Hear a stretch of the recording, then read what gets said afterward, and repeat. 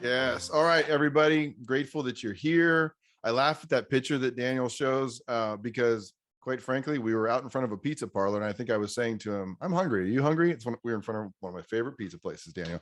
So great to see all of you. So this content is, like Daniel said, it's pretty near and dear to my heart, and I so much so that I ended up writing a whole book about it. And then it's also based on research behind the leading under pressure inventory, which is one of the tools in the wild toolkit that Daniel mentioned, which is a deeper dive into sort of your profile and some of the things that we're going to talk about and where you are developmentally in terms of your capacity to lead under pressure and things you could do to be more effective in those moments. But I got to tell you, just something that is on my mind is that, so last week I was in Washington, D.C., and I felt incredibly just humbled to be in front of the leaders that I was with. We were invited to be with senior leaders in the security industry. And so for some of you who know what that industry is like, it's something that Daniel and I got introduced to a couple of years ago, right before COVID. And so we have these leaders in that space are near and dear to us. It's just become something that's real important. So, and if you don't know, this includes some of the things that I've learned about it. These are people that are in charge of, so we have chief security officers in the government and also in major corporations, primarily, who was at the conference last week.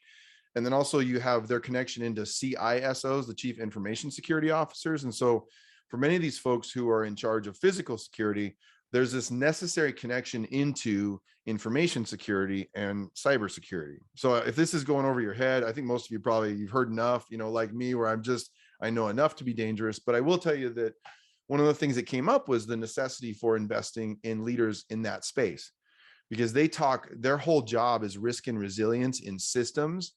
And very few people until about 3 years ago even talked about risk and resilience inside of those leaders themselves, like these human beings trying to lead at that level. And I met some incredible people, y'all. I met the guy that's the sergeant at arms, a former 4-star general for the House of Representatives. So he's in charge of that. And just all kinds of just leaders doing amazing things, but who are real human beings with real lives. And I share that with you because of this. Something came up that I think some of you will relate to, that they were talking about. Do you know, it's so fascinating to think about. The number one issue that leaders in that space, when I say that space, in the whole security, physical and cybersecurity space, are facing, the number one issue that they're facing, that came up in I spoke after about 5 presentations. So I'm a context sponge. So I'm like soaking all this up. The number one issue that they face is this. They call it coordination and collaboration. Coordination and collaboration. And what's fascinating about that is that then they put a quote up on the screen. And those of you who work in human resource related systems or the talent space, like, just listen to this. This was the quote. They talked about coordination and collaboration because most people think it's an issue of technology. So to Daniel's point earlier, we talk about all these systems, these technological kinds of challenges and these realities around cybersecurity, and the data is all out there, and all these things going on. But the fundamental issue is that of human collaboration and coordination. It doesn't surprise us, right, Grace? You're like, I get it. It's like, it doesn't, but most of what we talk about is not that. And here's what was interesting. This was the quote. Listen to this. This is a quote after that statement. It says, but human coordination at scale is dependent on slow bureaucratic processes. Okay, so Judy, you're getting what I'm saying. What I'm laying down here is that when we begin to build scale in any organization, I don't care. I was just with one of our organizations we work with. It's an excavation company. Whether it's that scale and growing scale, or whether it's at that government federal level, when we begin to scale, we slow down, and that human coordination becomes dependent on that system that tends to, when we start to scale up, we start to, unfortunately, without intention, we will dehumanize the individuals. So we lose track of the individuals, because when it comes down to coordination and collaboration, fundamentally, that's about people. Do you know what I'm saying? It's so interesting. So when Daniel puts up all these outcomes that we all point toward, and when I watched the first 5 or 6 presentations before I spoke, I was amazed at how much focus there was on information and outcomes versus actual intervention. Do you know what I'm saying? Like we put titles of things on books like trust, but no one tells us, how do we actually build trust between people? Because it doesn't matter whether it's you talk about security in general, or think about 9/11. Like most of the evidence would say that 9/11, if there was a possibility of that not happening, would have been an issue of fundamental coordination and collaboration between departments, right? At the government level. But that is actually what that's actually about, is human beings collaborating, like people at the CIA and FBI actually talking to each other well. All right. So I bring that up, and think about this, y'all. Some of the words that came up: collaboration, coordination, cooperation, communication, commission. What do all those words have in common? See, Grace is like CO, which means, Dick Fried, together, right? Coordination, in line together. Collaboration, working together. Cooperation, operating together. Communication, talking together. Commission, shared mission, mission together. So I know I'm preaching to the choir, I think, but what I would say is that fundamentally, like, what we don't talk about so often is, how do we do this? And what in the world does leading under pressure have to do with this? So that's where we're going to go. So because what Wild Leaders does all day long, what we're focused on is putting systems in place that actually increase our capacity to do those outcome of things that we're all interested in changing. But that requires a common language, and it requires a system, quite frankly. Most things in our world that actually change our work have a system that gets people talking through a common language and lens. So one of the spaces that Daniel mentioned that is so critical is this, based on the research, ours and the experience of others, is that there's fundamentally something going on, and it's with regard to people's communication patterns and what's happening emotionally inside of them. So that's what I'm going to get into. So let me just frame this up real quickly, is that I've been often asked, like, so why leading under pressure, Rob? Like, why do you frame it that way? Well, here's the reality, is that I care what each of one, if I can see your faces, it's like, I care what each of you's like on a sunny Sunday afternoon when everything's great, and you're feeling great. Everybody around you is feeling great. But I actually care even more from a leadership perspective at what you're like when it isn't so great. You know what I mean? Like how each one of us shows up in those moments where it gets tough. That's where it gets kind of interesting from a leadership perspective. So pressure, I've often been asked, what is it? How do you define that, Rob? And so I define pressure as an invisible force that tells you that something is changing. So pressure and increasing pressure is fundamentally about change. It's either a shift in relationships, it's a shift in my perceptions, it's a change in my environment, it's something that's changing. And as that change occurs, we experience an increase in pressure. Okay. And I'll tell you why this is important I'm going to get to the fundamentals of this right in just a moment. But you think about the concept, like if we can't talk about, Daniel, we should do this sometime. I don't think we've do it. Even Dick Fried, who knows us well, has not heard this before. We should do a session on collaboration under pressure, coordination under pressure, cooperation under pressure, communication under pressure, commission under pressure. Like it's so, I think this concept of how do we do this together when it's tough? You know what I mean? When we're feeling that pressure, that's what I think all of you, as you're even nodding, is probably like, that's important for us to understand. So let me give you this. This is called a sigmoid curve. And because pressure is about change, this whole topic is fundamentally about what does change look like. So this is a wonderful way to think about a change process in the life and experience of an individual, a team, or an organization. So what the sigmoid curve is showing is kind of modeling what change looks like. So the idea is that when something changes, even a conversation that's never occurred before, that initially it will often feel like things are getting worse. Pressure will increase. People will resist it. You know what I mean? It's like all those things occur, but eventually we kind of get used to it, and so things will eventually begin to get better. But without any other change, with the idea of this curve, is that eventually we will experience an unintentional decline. So like without other things shifting or moving, whether it's boredom, or an actual decline or a lack of resources, tightening of budgets, that we will experience that decline. But the idea of the sigmoid curve is that sort of a successful organizational life cycle would actually look more like, instead of one curve, it would look like a series of jumps from curve to curve, because changes, we know that change is going to keep coming, right? It's not rocket science to say like the only consistent thing is change. We know that's true. So how do we actually deal with that well is the issue. And what's going on when we experience that initial dip? What's going inside of a leader and a person that's important for them to begin to build an awareness of, that would help them to have a better conversation when the necessity for that conversation happens? I mean, think about this. And you take any famous case study in failure, right? Whether it's like, was it Deepwater Horizon, the worst oil spill in oil history in the Gulf, came down to a basic issue of communication, right? That one huge thing, one issue of communication, or probably many, to be quite honest, right? But that we have to increase our capacity to collaborate and to communicate well when the pressure's on. And the reality is that most of us don't.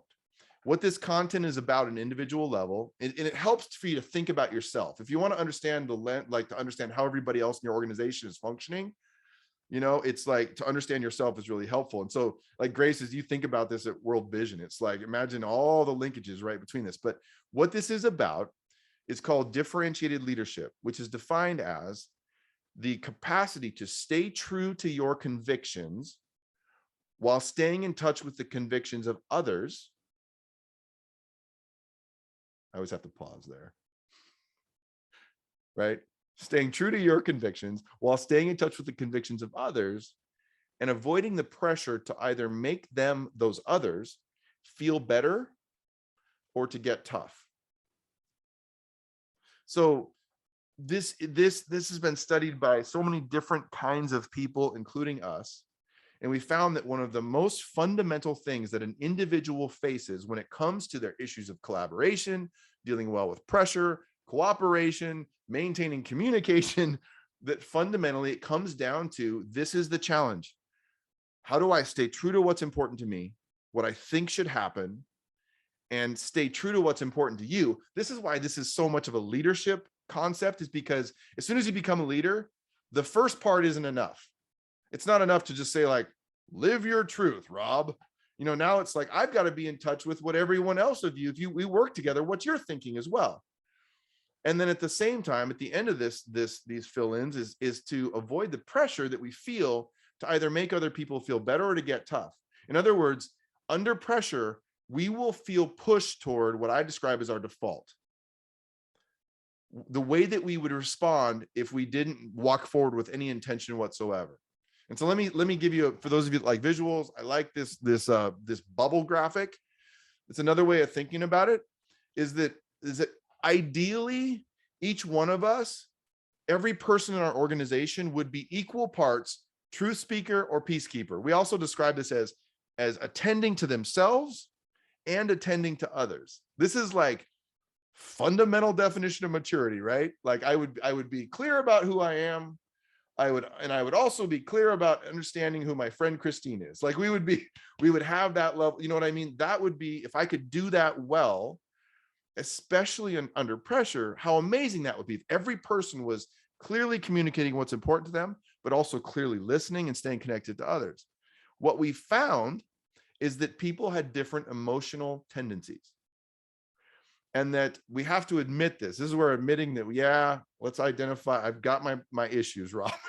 So for some leaders, what we found is that the pressure will cause them to actually lean more toward attending to what's important to them. That's where the truth speaker side. So you see what the graphic did, where it's like, in some cases, some leaders will default toward a very high sense of themselves. I don't mean like regard for themselves, but a very high, being very much emotionally in touch with what's important to me. And I'm going to tell you, and they're going to default toward that, especially as the pressure rises. They're going to lean toward their own convictions and their gut. And if you look at what happened to the diagram, a lot of those leaders have a decreased capacity to stay in touch with what's going on in everybody else. Does that make sense? So Lee, give me a nod. It's like, that's some of the tendency that we see. So that's one possibility. The other possibility is that a different thing happens. For many leaders, we see this. where there's an increased emphasis. They feel like and the way people express it is they'll say like, I don't love conflict. I really want to make sure that everybody's okay. That's what, and there's an over response to making sure everyone else is okay, with a decreased capacity to understand what you want and need and are convicted by. And I'll tell you that these are not bad people, that we need all kinds of leaders in the world, but we also, what we understand from this literature and from theory, but also from our own research and working with leaders, is that ideally every one of us would be working at both of these things, especially once we understand what our default might be. And you probably, even as you're hearing me describe this, you probably know which way you go. That some of you might say like, oh, under pressure, Rob. And some of you might say, well, it depends on the situation, to which I would say, let's talk about that. Tell me about what are the situational things that affect this. But some of you might say, I'm that person who, under pressure, you're going to hear a lot of my convictions. I'm going to be very clear. This is what we should do. And you're probably going to say like, sometimes I do have that decreased capacity to listen. Others of you would say, under pressure, I am overwhelmed by trying to make sure everybody else is okay and feeling okay about me. Like I want to make sure they're pleased with how I did and all of that. So here's the simple complexity of this whole diagram. So, and the idea would be, the hope would be, is that we maintain these things. We're working hard at maintaining both. I was about to say the word balance, and I think balance is kind of overused. It takes work. Anybody that tells me that showing up as your best self, both listening and speaking and providing clarity, is easy, almost every time I would tell you that I have a leader in front of me, if they say this is easy, that's not really working hard at it and is not aware of the hardship they may be putting on other people. So the idea would be that every person in our organization is invited into becoming a more mature, more differentiated version of themselves. Because I love this. I'm not saying I know this isn't the hierarchy that some of you work in, but just imagine this. Every individual in the organizations where you serve has their own differentiation challenge. And the other reality about this is that we affect each other. You know what I mean? Like sometimes, I bet some of you are thinking like, well, sometimes I'm much more the convicted one under pressure. And maybe it's because you work in a system where no one else is. You know what I mean? Or sometimes you may feel like you're the people pleaser and you're the one who's trying to make sure everybody's kind of getting their way. The problem with that is, I always tell people, like, the problem with kind of trying to make sure everybody's happy is that as leaders and the leaders that you serve, we can't make everybody happy without lying to somebody. You just can't. You know what I'm saying? Like, that's kind of the reality of leading. So the goal of this would be to increase everyone's capacity to actually show up as their best selves, meaning equal parts true speaker and peacekeeper, equal parts paying attention to what's important to them and clear about their convictions, and also staying connected to what everyone else thinks, needs, and feels. And that's where the leadership challenge is an incredible opportunity, but also becomes quite challenging. So what we say is the foundational starting place. Like this, remember we put those like, what does it take to build coordination and collaboration and better communication? It starts at the individual level. All of organizational functioning starts with our increasing capacities. I look at your faces to have better conversations in the midst of pressure or not with one another. And so where that begins for us, and the Leading Under Pressure inventory gives incredible information to you personally, on customized to you, on how you show up under pressure in this season of your life. But where this begins is in identifying your default. So where we always start with every leader is identifying our default. And when I use the term default, I've always loved this because I always think about loans, home loans. If you default on your home loan, it means you do nothing. So it's the opposite of intention. Do you see what I'm saying? Like, intention is to walk forward with purpose, but to default is just to do whatever kind of is at the whims of whatever's happening. And I think as leaders, we have to become more intentional as we think about this. So the first conversation we'll get into is to think about your default, to begin to understand. If you can understand how do you show up, then that might affect how you think about investing in other people and how they show up. And for some of you, I will say, I got to tell you this, I just want to encourage you. So many people, so many leaders that I've worked with over the last couple decades in the human resources, and I'm not saying all of you are in this space, but many of you are in the human resources and talent and people spaces, got into this work because they love people. And oftentimes that also comes with a bit of that peacekeeper side. And one of the things, and so I think this is why I have different advice for different people who profile differently on this Venn diagram. But for those of you, what I hope to encourage you is to encourage you to deepen your own convictions while staying in touch. I trust that you'll stay in touch with other people, so that you can become a stronger and stronger leader in the position where you are. And I'm not saying that to you because I figured out, I'm saying that to you because I am a case in point. So I'm a person who will always be working on this tension as well. Dr. Howard. So Rob, with that, I'll give one more piece to make it a little more personal, and then we'll get into a conversation, unpack this for you together. One of the things, and this is going to be, this is not every situation, but this is not an uncommon situation we run into. You have an organization with a senior leader who is very strong on attention to self, very strong on that truth speaking. So you know where they stand. They're very clear about what matters to them. They can almost be a bit abrasive and bulldozing people. They are often paired up with or supported by a people, talent, HR leader who is connected to others, but who might struggle with that sense of self and being clear about what matters to them or what their convictions are for what should happen in the organization. So you can see that's not every case. It's not every case, but we see that often. So how does that get manifested? Every HR, learning and development, leadership, talent, people conference you've ever been to, there will be a topic about how do you have a seat at the table? And the answer is not because you don't have budget.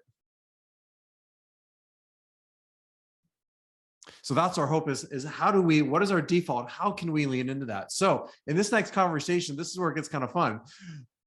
Even without using the leading under pressure inventory, I know many of you have it in your hands. You can get a sense of, okay, what's my default? Do I tend to be, think in the workspace at work, is my default, do I tend to be more of a truth speaker, that attention to myself, or more that peacekeeper attending to the emotional needs of others? So what is my default tendency, and what is the impact of that on you and other people? Where is that showing up for you? Where is that helping? Where is that hurting? So in this next conversation, we're going to give you 20 minutes. And I'd love to, you're all folks who know and are great at coaching each other and asking deeper questions. So everyone give each other about 5 minutes or so, depending on the number of people in your group, and ask each other a little bit. So what is your default tendency to the extent you understand it at work? And how is it helping you? Where does that get in the way? And start to draw each other out. We're going to get into some strategies and something you can do in a moment. If you run out of time, which I don't think you will, ask them, tell me more. And the person will likely be able to fill that gap in a little bit. Claire's going to get us in a breakout. So see you back in 20 minutes. We'll unpack this and give you some very direct, what can I do going forward with this? All right, we'll see you back in a few minutes. Buddy, so one of the pieces of this that I think I wanted to mention is that over the years, I've had a chance, and Daniel and I both have had a chance to prepare many graduate students to enter into the entire talent and leader development space and world. And one of the things that we experience oftentimes, and I'm not going to put all of you in this box, but many, like I said before, many people have that high awareness of other. So it's that, like, you feel that sense of connectivity, both emotionally, and you care what other people are experiencing. You care deeply about that. So this is why there's not a one-off solution to developing leader capacity. We have to pay attention to the individual needs of a person. And so some leaders we work with, have that very high sense of conviction under pressure. And I have very different advice for those of you that might profile that way. For those of you who profile that way, I would say, like, let's work on those listening skills. Like, let's work on your capacity to listen. For those of you that say, I really am emotionally overwhelmed by, I'm trying to care for everyone. And what I would encourage, and I hope you'll hear from me, is the necessity for really practicing your own convictions, and not just what it is that you want, but also communicating that clearly.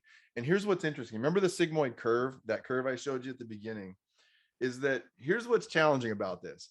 If you have never expressed conviction before and suddenly you do, like in a leadership meeting where there's something on the table that's going to increase pressure, and you're like, and suddenly Dick Fried shows up and says, and maybe, Dick Fried doesn't normally do that, and Dick says, here is what I think should happen, here's the issue we're facing, but he's never done that before. When he does that, he will trigger a sigmoid curve in everybody else. Do you hear me? Because remember, we talked about the definition of pressure is that it's a pressure is an invisible force that tells you that something is changing. So when something changes, and if they've never seen one of you show up that way, there will be an emotional push to try to get you back to what people are used to. And so we always talk about, it's not practice, it's not fake it till you make it, it's practice it till you become it. So when Daniel mentioned getting a seat at the table, instead of trying to get a seat at the table, be the leader that they're going to say, you've got to be at the table.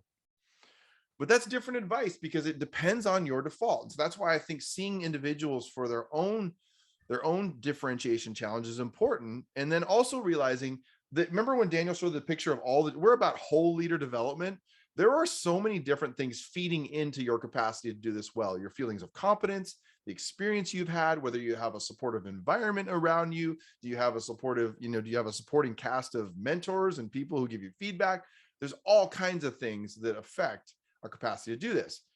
But we did study what are some of the psychological factors that affected a person's capacity to be differentiated, to be that attention to self, attention to other, or that peacekeeper and true speaker at the same time. And this is all 11. So if you want to go deeper, I wrote a whole book about this. Like the second half of the book, there's a chapter on each one of these that's all important. So so look at this. You can even take a picture of it if you want. I think we can link you to something else that'll show you these different pieces if you want more information on these. So these were all the strategies that allowed leaders to show up best in these high pressure situations. But I want to show you the top two, because these were all important. But when we looked at the entire population of thousands of leaders who we have had a chance to study and work with, there were two that were most important. So all of these were important, but two, if I had to give general advice to most of us, let me show you what the secret sauce was. Okay, that's what we call it, the secret sauce. The number one predictor of a leader's capacity to show up well under pressure, to self-regulate, to stay connected to others, and to stay clear about what's important to them was sense of purpose. And that's why I always describe purpose is a strategy. So literally what the Wild Leaders team does, everyone who's a part of our organization, we've built this into, it's a mantra for us. Before we meet with a group of leaders, including you, we'll ask ourselves, why are we here for them, for this group of leaders? So we'll think about this group of people.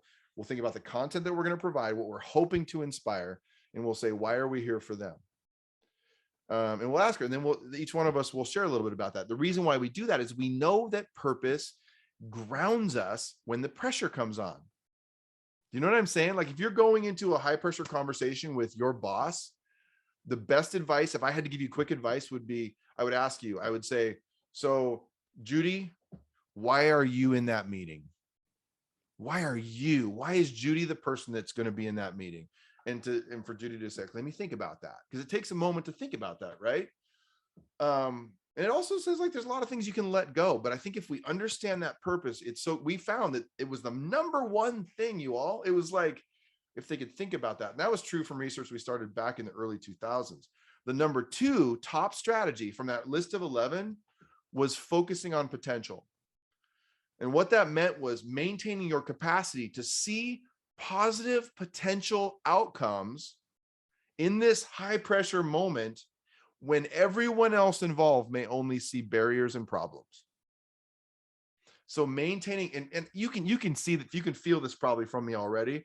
There's a lot of hope in this. You know what I'm saying? Like it's an active practice of seeing positive potential outcomes when everybody else is going like, this is the worst situation ever. Like, so it could be everything from a conversation with a child of yours to a conversation with your boss to, something that's really important for you to express. So those were the top two. So I want to do something before we finish. And it's this. Will you take a moment? I want you to get a piece of paper. I know it's old school. It's like low tech. Okay, we're going to go low tech. I want you to think of a high pressure moment that's coming for you. And it could be something as simple as an email that's in your inbox that you have not read yet. Don't go look. Okay, don't go look yet, because I want to get you prepared. It could be a conversation quite literally with an aging parent that you've got to have. Like telling a parent you shouldn't be driving anymore. I mean, I'm just bringing up examples. It could be a conversation with your boss. It could be you've got to let someone go, and that conversation is going to happen. A performance problem that you're facing could be with a dear friend. That's a reset conversation of some kind. So everybody got a situation in your mind? If you don't, bless you, because you just don't have any of these pressure moments coming. Maybe you're in a season where it just ain't happening. But most of us can think of something, even if the stakes are a little bit lower. Will you write this down? Let me ask you, what is your purpose in that situation?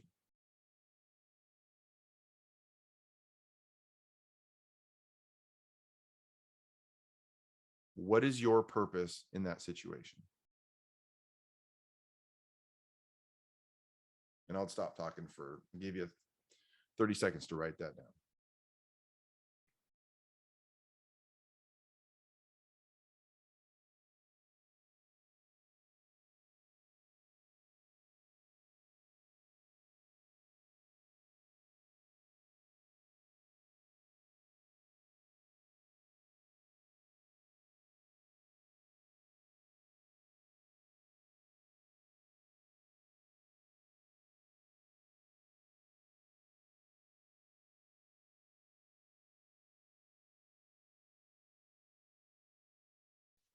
Okay, I know for some of you that's not long enough.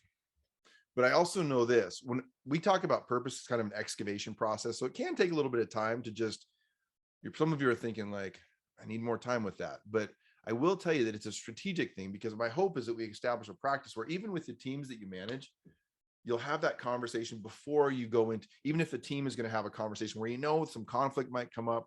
Why is your team having that conversation in the first place? Okay, so here's my next question. In this high pressure situation, how many, raise your hand if it's a conversation or like an email or something? Has anybody got something like that? Okay, it looks like a couple of you. Okay. Write this down. What is one positive potential outcome that could come about as a result of this situation happening? So if you have that conversation, if you respond with purpose to that email, even if it may be something that you're not looking forward to, what is one positive potential outcome, one good thing that could emerge, good important thing that might emerge? I'll give you a few seconds to think about that. Write it down.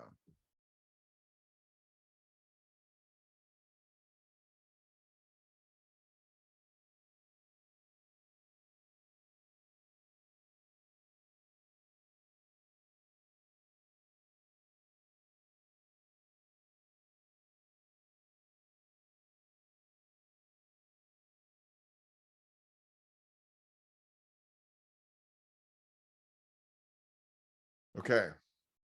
I tell you why writing it down is so important. We've talked about this before, is that there's an imprinting that takes place where we become more qualified to actually do that thing we wrote down when we write it down. And so that's why we do that exercise. But I hope that helps as you go into that. Remind yourself, read that purpose statement before you go in to this next situation, because it really can help. Dr. Halleck. Thanks so much, Rob. I wrote a couple things down myself for a moment that will come up shortly. And earlier I showed you this slide and talked about these outcomes. Oh, these are all the things we want. But again, they're just outcomes. And I hope that today you start to think through what are some of the things that would start to be precursors to moving towards that. Like Rob said, this idea of leading under pressure, it's just one piece. It's why we designed an entire system that we take organizations and teams through a whole year, looking at what are the things that support our ability to lead under pressure, like our alignment with the organization or our motivations or the competencies and the people who are surrounding us. And so this is one of the foundational pieces that we weave through. Another way to think about it, and by the way, if you're not using this and you need a process to do this with your org, let us know. That's what we do, either train you to do it or partner with you in delivering it to your people. But those big ideas, those big outcomes that Rob and I talked about. Another list that some of you have seen us show is that when we take people through the Wild Toolkit, these are a handful of many more things that we see change in a person. And if I try to pick one of those things, like engagement,